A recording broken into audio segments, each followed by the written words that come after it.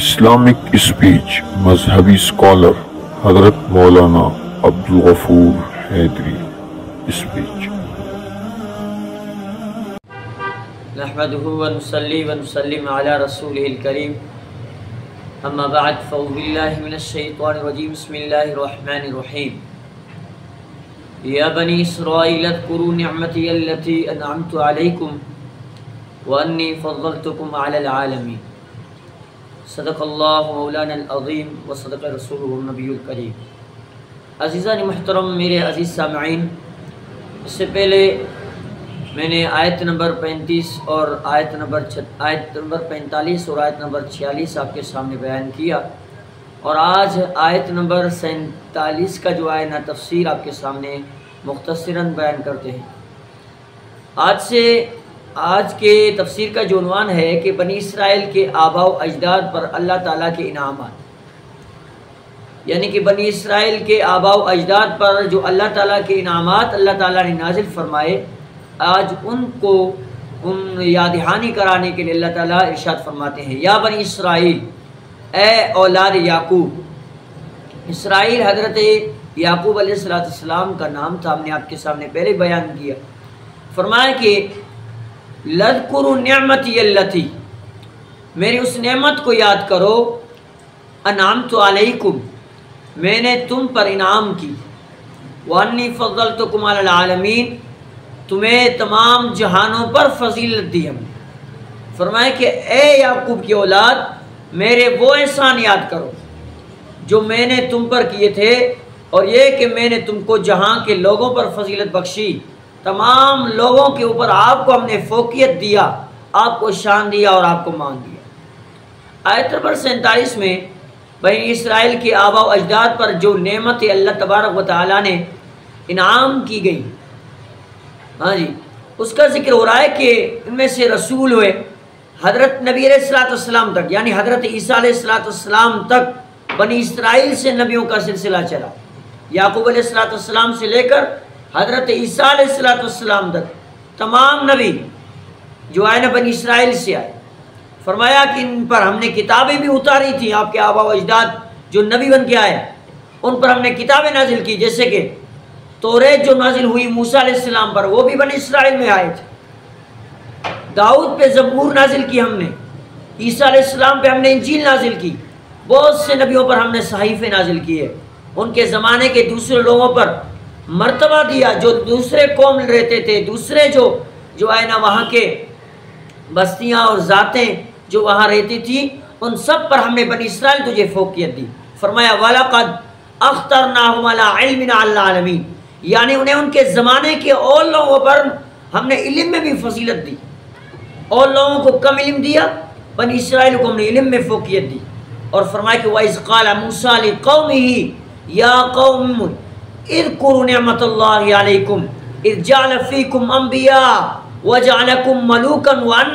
وآتاکم ما لم یؤت احدا من العالمین. فرمایا کہ یعنی موسیٰ علیہ السلام نے فرمایا، اے میری قوم، اللہ نے تم کو نعمت دیا، اس نعمت کو یاد کرو. وہ کون سی نعمت ہے جو تم پر انعام کی گئی؟ تم میں سے اللہ نے پیغمبر پیدا کیے. اے بنی اسرائیلو، تم پر اللہ تعالیٰ نے تم سے وَجَعَلَكُمْ اِجْجَعَلَ فِيكُمْ انبیاء، بنایا آپ لوگوں میں سے اللہ نے پیغمبر، وَجَعَلَكُمْ مَلُوكًا وَآتَاكُمْ مَا لَمْ، فرمایا اور تمہیں بادشاہ بنایا. بادشاہیں بھی آپ کی قوم سے آئیں، سلیمان علیہ السلام بادشاہ بنے. ہاں جی، اور وہ دیا جو تمام زمانے کو نے دیا. تم لوگوں کو فضیلت ملنے پر سے یہ مراد ہے کہ زمانے کے تمام لوگ آپ لوگوں کے تابع ہیں، آپ لوگوں سے مسائل پوچھتے ہیں، آپ لوگوں کے پاس آتے ہیں، آپ لوگوں سے احوال پوچھتے ہیں، آپ لوگوں کے سامنے متبع ہیں اور ان کے بہتر ہیں، اور آپ کو ان کی بہتری کے لیے ہم نے پیدا کیا. تو عزیزان محترم، فرمائے کہ کنتم خیر امت، تم بہترین امت پیدا کی گئے تمام لوگوں سے اوپر. تم بہتر امت ہو، لوگوں کے بنائی گئی ہو، تم بھلائیوں کا حکم کرنے والے اور برائیوں سے روکنے والے ہو، اللہ پر ایمان رکھتے ہو. اور فرمایا اہل کتاب بھی ایمان لاتے ہو تو ان کے لیے بہتر ہو. فرمایا کہ حدیث کو ذکر انشاءاللہ ہم اسی طرح سے بیان کریں گے، لیکن یہودیوں کا جو تذکرہ اللہ تعالیٰ نے فرمایا، اللہ تعالیٰ نے فرمایا ان سے کہ ہم نے ہم کو فوقیت دی، اور حقیقت میں اگلے انبیاء میں شمار